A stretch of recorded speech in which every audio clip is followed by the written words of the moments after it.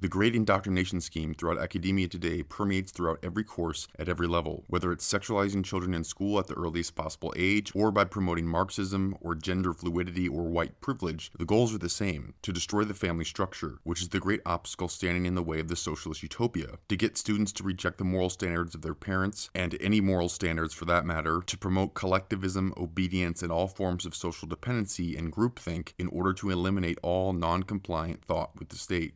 We have never invested as much in public education as we should have because we've always had kind of a private notion of children. Your kid is yours and totally your responsibility. We haven't had a very collective notion of these are our children. So part of it is we have to break through our kind of private idea that kids belong to their parents or kids belong to their families and recognize that kids belong to whole communities. Once it's everybody's responsibility and not just the households, then we start making better investments. Just opening up with the authors. Declaration of what this is about. In the Our World, Our Future theme, students learn about social values that, according to Zander Blaser, unite us as a country. Social values, social obstacles, group problem solving, and social justice. That's the stated purpose of these books. The whole purpose for education is to be reorientated. The second paragraph, it says, both formal and non-formal education are indispensable to changing people's attitudes. They will be assessing and trying to change attitudes. That's what I am so concerned about. It's an informal assessment tool that notes growth and change, not in literature and writing, but in an individual student's behaviors and attitudes. Huh? Stanley Kurtz is the author of Spreading the Wealth, and he said that Common Core has 3 objectives. He actually wrote a chapter on Common Core. He said it's a politicized curriculum that promotes leftist notions like social justice. So in 1958, Cleon Skousen, some of you are familiar with this, he wrote 45 goals of the communists. And in that, I was very fascinated to read this. Several of these deal with education. Number 17 on his list, the first one here, get control of the schools, soften the curriculum, put the party line in textbooks, emphasize the need to raise children away from the negative influence of parents, attribute prejudices, mental blocks, and retarding of children to suppressive influence of parents. And here's what the NEA said in 1948. Quote, far too many people in America, both in and out of education, look upon the elementary school as a place to learn reading, writing, and arithmetic. You fools, you actually believe that. One of the first things they have them do is to learn how to use emotional words. Not fact-based words, not logic, but to persuade using emotion. So as teachers are reminded to tell students that when they write a call to action, they should include emotional words to get readers to feel so strongly about the problem that they want to do what is being asked of them. Here's the exercise that the students are supposed to do. Circle the problem in the call to action and put a box around the emotional words. ABC Company wants to build new houses in our neighborhood. We need your help! Exclamation point. They want to tear down our park and build houses in its place. The company says they will move the park to another spot, but they refuse to tell us where or when. It could be months or even years. And back here in the teacher's script, it talks about why to use words like refuse. Refuse is a stronger word that makes the ABC Company sound as though they are hard to work with, which may make readers angry with them. Again, the purpose is to get the readers upset and angry, and to maybe even bend the truth a little bit. Why did the writer say we could be without a park for months or even years? By stating the worst that could happen if the company builds houses, the writer appeals to the reader's feelings of anger. They are being taught in a very systematic way how to write using emotional words to stir up feelings and emotions in others. The purpose of education is not to allow your kids become what they can be. It's not to awaken in them a love of learning, to turn gifted young math students into mathematicians or kids who can write well into writers. That was never the intention of this. The common in Common Core means that. Common, collective, communal, interdependent. What are we driving for here? And they're telling you flat out that, and most American parents still believe this, that you go to school to learn things. You go to school to master subject areas. That is not the design. It's normally E stands for equity, but here they have social because it means social justice, and of course environment and economy. Equity, the whole term for social justice is really preaching the common good, not individual rights. Our children should not think of themselves as individuals. They should think of themselves as part of the collective. Economy is redistribution of wealth, global trade, public-private partnerships. How the 3 E's are being implemented. Phil Caro, who is the co-lead author of the CC Math Standards, said, the reason we have math standards is for the social justice agenda. He blatantly says that. Math textbooks are teaching politically correct attitudes such as scarcity of resources, global warming, redistribution of wealth. What is their agenda? It is the destruction of the family. It is tearing down national sovereignty. It is doing whatever they can to separate children from their parents. We have to break through our kind of private idea that kids belong to their parents. We have to break through our kind of private idea that kids belong to their parents. We have to break through our kind of private idea that kids belong to their parents. You see what's happening with these public schools they want them to replace the families. The schools will become surrogate parents. They're going to replace you. That's the objective here. Parents do not own their children. They have no natural right to control their education fully. Most youth still hold the same values of their parents. If we do not alter this pattern, if we don't re-socialize, our system will decay. A standardized curriculum of basic skills such as reading, writing, and arithmetic cannot prepare people to participate in a democracy. Enlightened social engineering is required to face situations that demand global action now. Public education has served as a check on the power of parents. Every child in America entering school at the age of 5 is insane because he comes to school with certain allegiances to our founding fathers, toward our elected officials, toward his parents, toward a belief in a supernatural being, and toward the sovereignty of this nation as a separate entity. It's up to you as teachers to make all these sick children well by creating the international child of the future. World Federation for Mental Health published this. The family is now one of the major obstacles to improved mental health and hence should be weakened. Think of a school-oriented problem and present it to the class. For example, the school needs balls and jump ropes for students to use at recess. Things that they're entitled to, that's what it sounds like. We're going to write a letter, so say to the students, we're going to write a letter to parents about the problem. We want them to help solve the problem. We need parents to understand our problem, so we're going to use words that make them feel how important it is to help us. And the teacher's supposed to write anger, fear, and joy on the chalkboard. First time I read this, I just couldn't believe it. I was shocked. The teacher is supposed to help students stir up their parents to anger, fear, and then joy in order to get them to give them jump ropes and balls. So write the sentence, the children have nothing to do during recess. And say, remember, this sentence is for your parents. How might a parent feel when he or she reads this sentence? And then discuss the feelings students suggest and guide the discussion as needed to the idea that parents may be upset or angry by this sentence, and that's really the goal, is to get parents upset or angry. Where the student's supposed to read each sentence and then choose the emotional word or phrase to complete each one. They're not being taught logic, they're not taught persuasion through facts, they're taught to persuade with emotional words. The little girl does not like or can't stand wearing her boots. Well, of course, the emotional word is can't stand. I skipped down here to this one that caught my eye. My mom always tells me to clean my room, or my mom always nags me to clean my room, and the students are being taught to use the word nags me. My mom always nags me to clean my room. As a parent, it doesn't feel very good to see a publisher try and marginalize the parent-child relationship. The schools cannot allow parents to influence the kind of values education their children receive in school. That's what's wrong with those who say there's a universal system of values. Our goals are incompatible with theirs. We must change their values. Education for international understanding involves the use of education as a force for conditioning the will of the people. UNESCO Handbook. As we've pointed out, it is frequently the family that infects the child with extreme nationalism.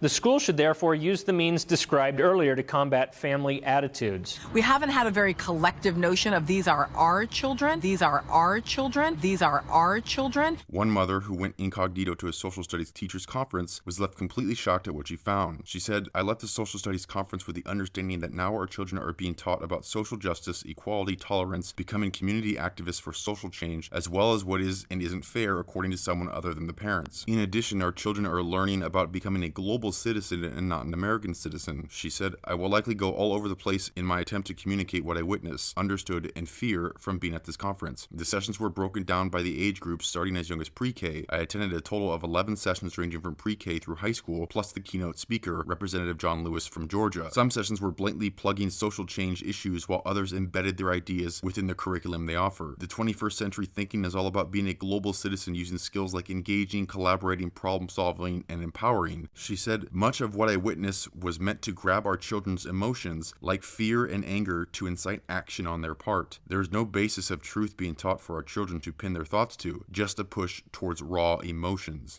Emotional words, emotional words, emotional words. Not fact-based words, not logic, but to persuade using emotion. So this is reading from the article. The course with the official title, The Truth About Pornography, a Pornography Literacy Curriculum for High School Students Designed to Reduce Sexual and Dating Violence, is a recent addition to Start Strong, a peer leadership program for teenagers headquartered in Boston's South End and funded by the city's public health agency. About 24 selected high school students attend every year, most of them Black or Latino, along with a few Asian students from Boston public high schools, including the city, so on and on. During most of the year, the teenagers learn about healthy relationships, dating violence, and LGBT issues, as opposed to English and history and math.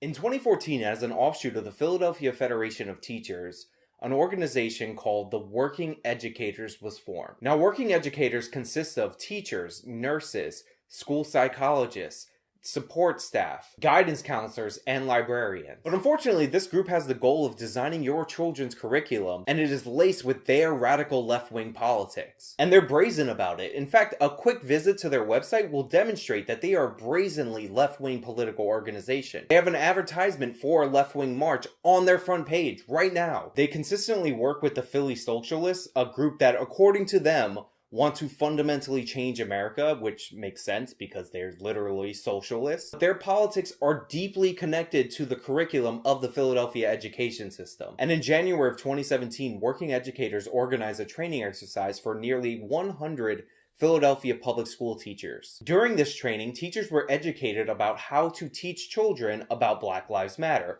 And in fact, they were encouraged to wear Black Lives Matter t-shirts into the classrooms where they were teaching. For the older kids, they infused the racial politics into their science and biology course in particular. However, for the younger kids, they did something a little bit more sinister. They actually gave the younger kids propaganda coloring books that were supposed to give kids a heightened awareness of racial issues and teach them about white privilege and oppression by white people. But there's something so wrong about giving a kid a coloring book, something that's supposed to be an activity for fun, that's propaganda. It feels like it's ripped straight out of the Soviet Union.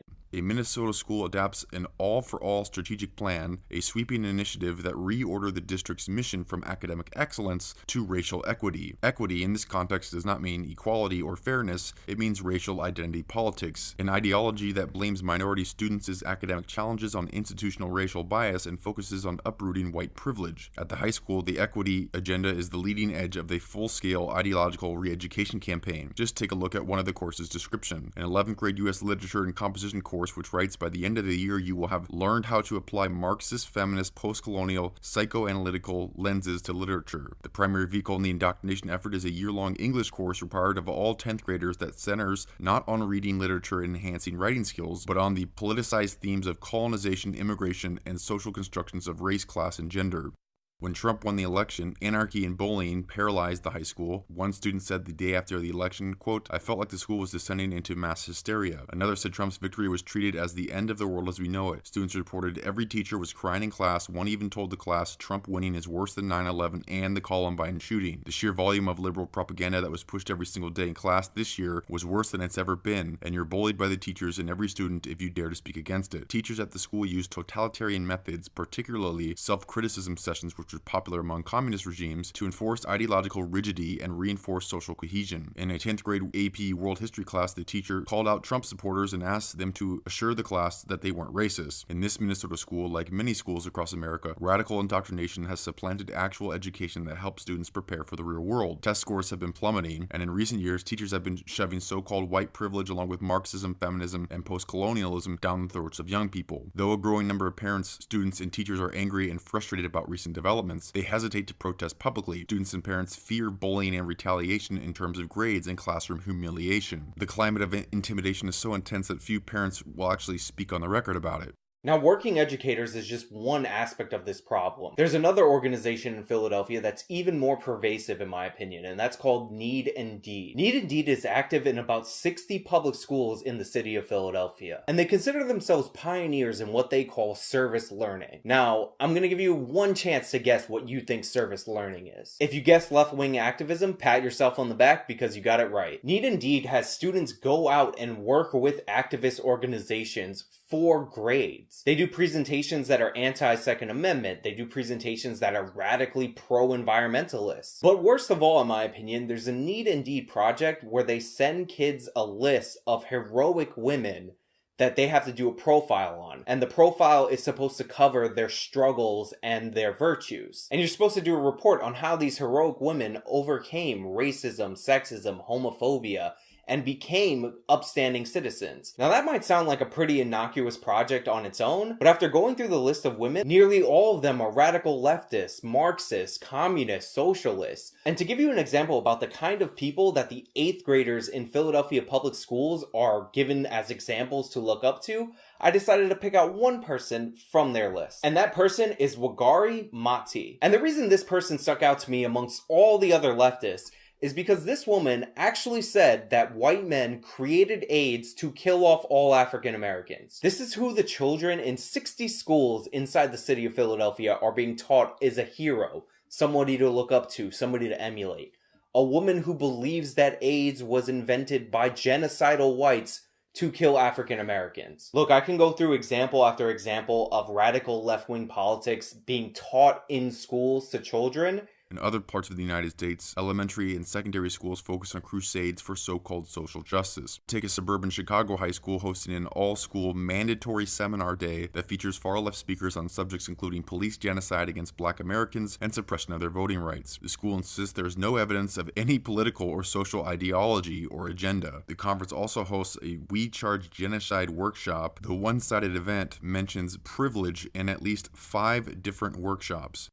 And if you look at the board policy at New Trier and you look at sort of who's running this, I'm not even sure it's necessarily legal. I think there's a chance here that it's violating the rights of the parents and the kids. Our goal is to, stop governments from taking away people's rights, right? And so I've actually started to take a hard look at this from a legal perspective and whether or not what New Trier is doing is incorrect legally, because people need to stand up against this type of indoctrination. Like you said, if they have an opinion, they want to do this on a Saturday, they want to self-finance it, God bless. Whoever wants to come can come. Or they need to have balance, one of the two. We have to break through our kind of private idea that kids belong to their parents. Emotional words. Emotional words. These are our children.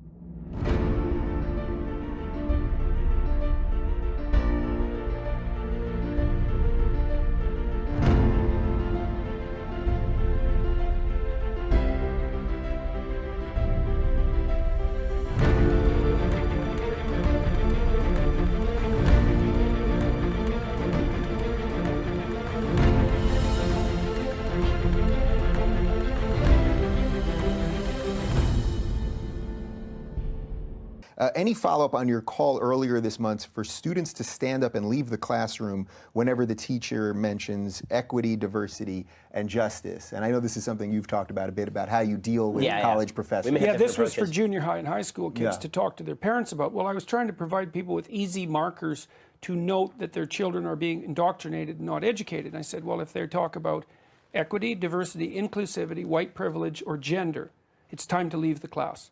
And now that didn't cause nearly as much trouble, that video, as I thought it might. Yeah, I mean, that's a pretty dangerous idea to be telling that to a 13, 14-year-old kid. Yes, but it's also dangerous not to tell them that. And I mean, it's particularly germane in Ontario, where the Elementary Teachers Federation of Ontario has explicitly developed a social justice curriculum with that name, whose explicit purpose is to transform kids from kindergarten to grade 8 into social justice activists. They've even bent the selection of literature to promote that. So they're perverting art for ideology. And that's the official policy of the Elementary Teachers Federation of Ontario. If they're going to do that, play that game, then for me to say, look, here's 5 phrases that are pretty decently diagnostic. You can be pretty certain that if these topics come up in your class, that you're now into indoctrination territory. Yeah, I think people should walk. What's the risk, though, of saying that to a kid that may come home and the parents may not even understand these issues enough to defend them? Risk everywhere, man. It's the risk of going along with it. There's the risk of standing up against it. And I believe, and that's why I've been doing what I've been doing, is that I believe that the risk of stating that this is dangerous and should stop is way less than the risk of going along with it. Another important part of the Great Indoctrination Scheme is as kids get older, they're smarter and more aware of what is or isn't appropriate to be taught in school. So, the left, still wanting to continue their sexualization of children as discussed in the first video, they have to be a little bit more subtle in their approach. What they like to do here is push sexuality on kids but disguise it in the form of research. The most popular way to do this is to push questionnaires and surveys laced with age-inappropriate content. The big debate over sex ed is you're displacing parents, you're foisting this on kids without their parents. These are young children of tender years, and you're taking advantage of them. You use the phrase child abuse. You're ideologically forming them. Instead of teaching them, reading, writing, and arithmetic, in the case of Ontario sex ed, they're teaching them 6 genders and that whole ideology. I think that's what's going on here, and they don't give a damn about parents. Here is NEA spokesperson Diane Schneider talking to the United Nations in 2011. People ask all the time, why is there such shockingly high levels of sexuality education, of normalizing all different kinds of sexuality? Well, listen to Diane Schneider in 2011. She says, and I quote, "Oral sex, masturbation, and orgasms need to be taught in education. The only way to combat heterosexism and gender conformity is comprehensive sex education. Gender identity expression and sexual orientation are a spectrum, and those opposed to homosexuality are stuck in a binary box that family and religion create." Who are the enemies? If this is the purpose of American public education, who are the enemies? The enemies are the family, and the enemies are the religion. A middle school teacher in Florida is fired after handing out an inappropriate survey that asked 12-year-old students to describe their comfort levels in various social circumstances, such as going to a gay bar. A teacher is fired for handing out this questionnaire to a bunch of 12-year-olds. Most of you say this does not belong in a 6th grade classroom because of questions like these right here. First, how comfortable would you be if you go to a gay bar and a person of the same sex asks you to dance? Next question, if the young man sitting next to you on the airplane is Arab? If a group of young black men are walking toward you on the street? 41 situations that the teacher wanted students to rate based on how uncomfortable they would be. Almost all of the questions dealing with race, religion, culture, and sexuality. The Hernando County School District says this assignment is no way meeting standards of appropriate material, and the teacher, because of this, has been let go. And found that they came straight from this book, Exploring White Privilege. Now, this author is actually a philosophy professor. He wrote 2 books back to back, one called Exploring White Privilege and another called Anti-Racist Teaching. The book offers suggestions about how to approach the topic of race in the classroom. The professor, Robert Amico, says after teaching about racism for years, he wanted to write a book on the subject to help other educators address the issue of race. Anti-racist teaching was for teachers' perspective, while Exploring White Privilege was for the learner's perspective. And if we go back and look at some of the questions that were on this questionnaire, you can tell it's for an older crowd. They talk about going to a bar and about a dorm room. The National Health Service was forced to remove a gender question from a primary school after a wave of criticism from parents and lawmakers. The question on a survey aimed at children 10 and 11 years old asked if they felt the same inside as the gender they were born. A New York radio host and parent advocate uncovered a federal public school survey given to children as young as 10 years of age, which includes inquiries regarding oral sex, sexting, thoughts of suicide, cocaine, and invasive questions concerning their home life. In North Carolina, 8th graders were given a 19-page survey about their sexual behaviors without the parents being informed. It asks about parental support, whether they've touched private parts and had vaginal sex, then further asks who they've had sex with, oral, anal, and vaginal sex. The survey had already been taken by kids at 4 schools. 4 more schools were scheduled to participate. By ending the survey, the health department said they may lose out on federal funding for this program. Leaders here say they're going to move forward and work with the National Department of Health, trying to figure out how to continue this program. Another New York public school teacher was suspended after outraged parents accused her of distributing materials on gender identity that were inappropriate for 7th graders. The speaker brought with her a 4-page handout for 7th graders that listed LGBTQ terminology and asked students to match terms like homophobia, intersex, pansexual, bisexual, and cisgender to their definitions. Another public school in North Carolina came under fire for a teacher giving students a blatantly racist assignment involving a bomb shelter and an impending nuclear war. The assignment forces students to use skin color and ethnic background to choose 4 strangers who will be allowed to enter a bomb shelter prior to a nuclear attack. The assignment is called the Bomb Shelter Activity. Listen to the scenario. The President of the United States issues a warning of a nuclear attack. The student has access to a bomb shelter and can bring 4 strangers. The student must decide between a white male who's a racist, a black female who's a lesbian, a Hispanic lawyer in a wheelchair, a Korean American female who is an athlete, and other ethnic groups. Parents think having students pick and choose could lead to a war in the classroom. You have different classmates, black, white, whatever. If they're having to do something like that, I think that could cause arguments in class. Every day, more and more our country is about separation and division. Parents say if their child got this assignment, I would tell him not to do it, to be honest with you. I would have walked right over there and demanded to talk to the principal or the teacher or made them aware of this. It's just disgusting.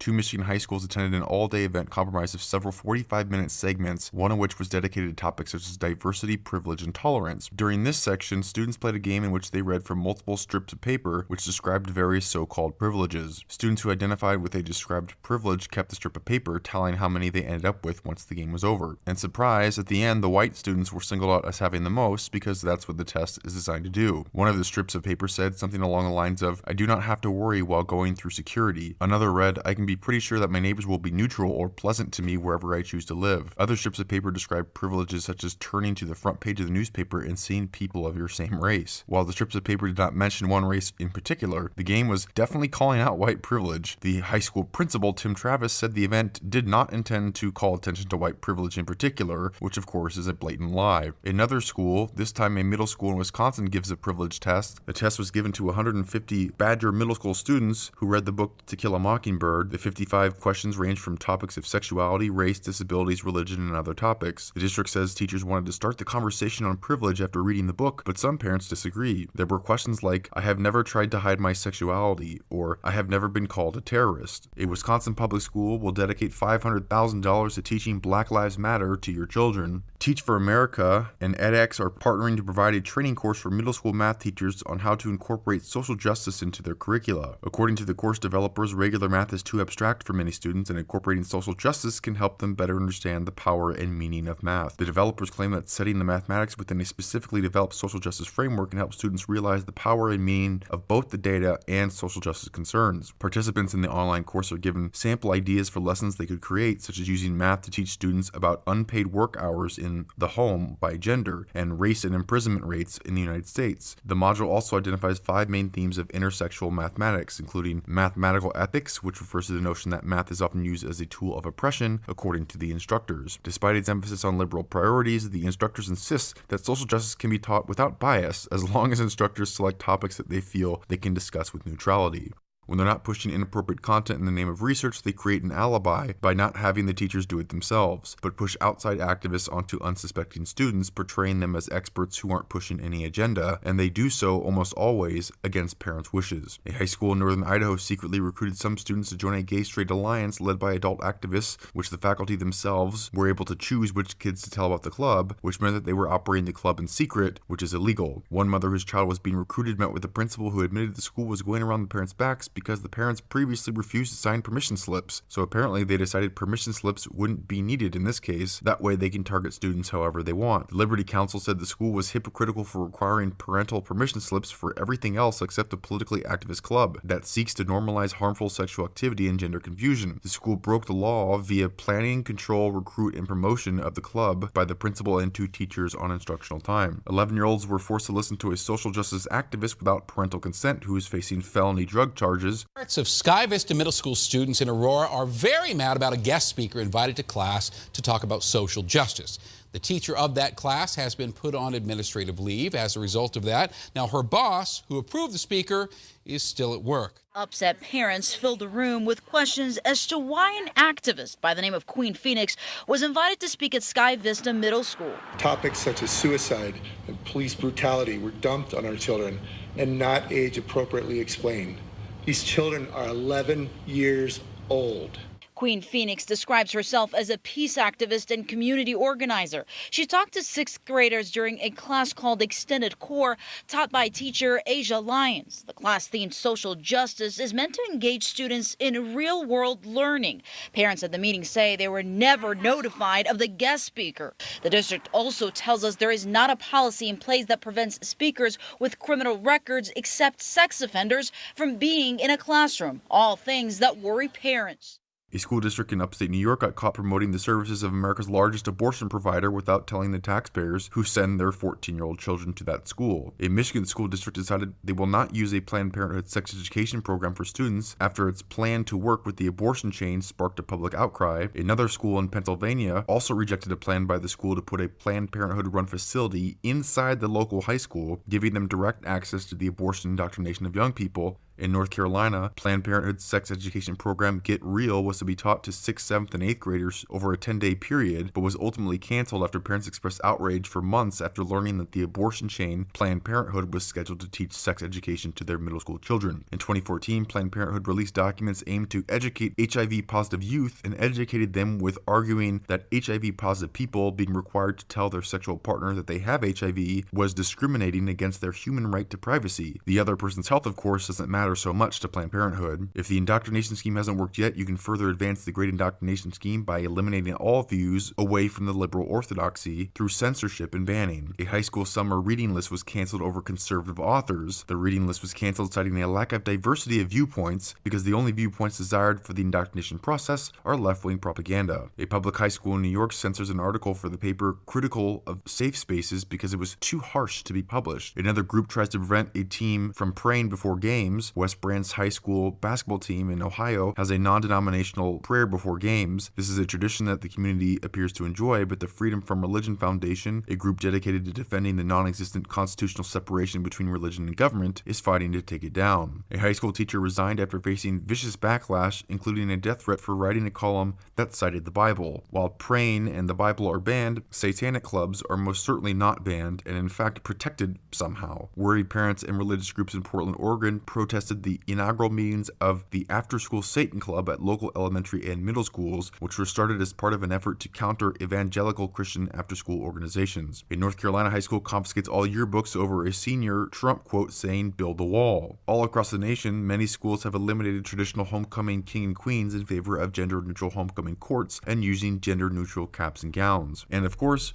a good way to enforce the censorship and banning is good old-fashioned bullying. A New York high school teacher says on social media that students who wear Trump gear to school are racist. A school in California barred a 9-year-old child from wearing a Make America Great Again hat. A middle school teacher forced several students to stand and apologize for their white privilege. In a North Carolina school district, liberals attacked a 16-year-old student on social media for singing at the Trump inauguration. Connecticut high school principal denounces Trump chant at a basketball game as hate speech. A high school student who wrote an article calling Michael Brown a thug who attacked a police officer gets harassed from classmates and administrators for his racism of going against the lies pushed by the left. A 17-year-old high school student was jumped by several black guys and was beaten unconscious and had his skull fractured in 3 places because he supported the police on social media over Black Lives Matter. The student took the threats on social media to the school principal, who did nothing. Even though they're required to report credible threats to police, they decided to do nothing in this case. While there are many, many more examples I could provide of blatant censorship and bullying to weed out opposing views in our public school systems, probably the most dangerous methods of the Great Indoctrination Scheme are the more subtle methods like the sexual priming discussed earlier or the sneaky curriculum fed to students on a daily basis. But in order to pull this off, you need to have the loyalty of educators on your side, which is easy for the left to do. You just give educators what they want in terms of pay and benefits. You pay off teachers to embed left-wing propaganda into the curriculum. If a group of students nationwide or even locally decided, I want to walk out of school for 17 minutes and go in the quad area and protest abortion. Okay, and she's of course exactly right. If the students decided to walk out and protest abortion, they would have no capacity to, none of the teachers would sponsor it, right? But because this is a national gun, anti-gun walkout, all the students were expected to walk out. I've gotten notes from students who say that they wanted to stay in class because they didn't feel like creating a hubbub. They were just going to stay inside the school. And they've actually been getting notes from teachers, threats of suspension for staying in the school during the walkout. So it's really astonishing stuff. And it demonstrates once and for all that something really nefarious has happened in a lot of our public schools. And that is our public schools have become a tool for left-wing propaganda. Okay, they really have, especially in classes like social science, what they used to call history, but now they call social science. Those classes, or social studies rather, those classes have been taken over by the left. And this is why so many parents are pulling their kids out of public school and putting their kids in private school. They're saying you're not even doing a good job of ensuring that my kids are getting an education, but you can certainly ensure that my kids get to walk out of class and miss class in order to make a political statement that has nothing to do with their education. Because, of course, these kids can't vote. Their parents can. If their parents want to do something, they are free to lobby. Why these kids should be leaving school in order to do what they're doing is beyond me. It doesn't seem like it makes any sense at all. But again, these teachers are political actors, and teachers' unions are political activist schools of thought. That's what they do. If you look at just how teachers' unions work, the way they bargain with the state is they are basically democratic tools. And that was predicted long ago by Ludwig von Mises in his book Bureaucracy, talking about how any employee of the state ends up being a propaganda outlet for the state. And this is certainly true with regard to teachers' unions, because the way it works with teachers' unions is you want to support Democrats because if you elect Democrats, Democrats will then give you a cozy union payout. And that's the way that it works in the state of California, where the CalPERS system, for example, is bankrupting the state, where teachers have signed union contracts with the state. They give them these very, very rich pensions. And these pensions are trillions of dollars, unpaid trillions of dollars, at least hundreds of billions of dollars. And the state lies about it. And the state says, well, don't worry, we're going to pay out. We'll never have to tax people additionally because we're just going to have a certain growth rate in the CalPERS fund. None of that's ever going to happen. But again, if you're a teachers union, then this is all great for you. All you have to do is support Democratic policies and get Democratic politicians elected with all of the union dues that the teachers pay in, and the state mandates that you pay your union dues in order to work. So you have this guild, and this guild is mandated by the state. You have to work for the guild in order to work for the schools. And then the guild takes some of your money and pays those politicians to keep that system going, keep that rigged system going. And those politicians get to push legislation, and all they ask in return is that the teachers' unions push all of their ancillary causes, and that's what a lot of these teachers' unions are doing. It's really shocking and appalling. And again, most of these students who are walking out have no political bent one way or another. It's not like most of these students who are walking out are passionate about gun control. The vast majority of students who walked out probably have no idea anything about gun control. They probably don't know any facts about gun control. In fact, there are some students who are walking out just because they want to walk out and go do stupid things. Like this is film from Chicago. Students walked out and they proceeded to trash a Walmart for no reason. to heck with parents and what their views are about the Constitution or guns. These teachers' unions and the teachers' administrations are looking at students not as customers to be educated, but as hostages is the wrong word, but people who are trapped and forced to go through an indoctrination for 18 years. I think there's an analogy there. I don't know if I put it very clearly, though. Across the nation, parents and teachers have found sexually inappropriate materials recommended in Common Core standard texts. In some cases, the offending material is removed, and in others, the parents are offered to opt out for their children. 9th graders read Toni Morrison's Bluest Eye that is now banned from several school districts for its explicit depiction of rape, incest, sexual violence, and pedophilia. The Bluest Eye is a disturbing tale that includes a father raping his daughter. The crime not only occurs in the book, but it is presented from the point of view of the father and written with sympathy for the pedophile. Because her father has violent and aggressive behavior, but it's not his own fault, it's due to his racist upbringing. Morrison defends her character and reportedly wrote the story so the reader becomes a co-conspirator with the pedophile.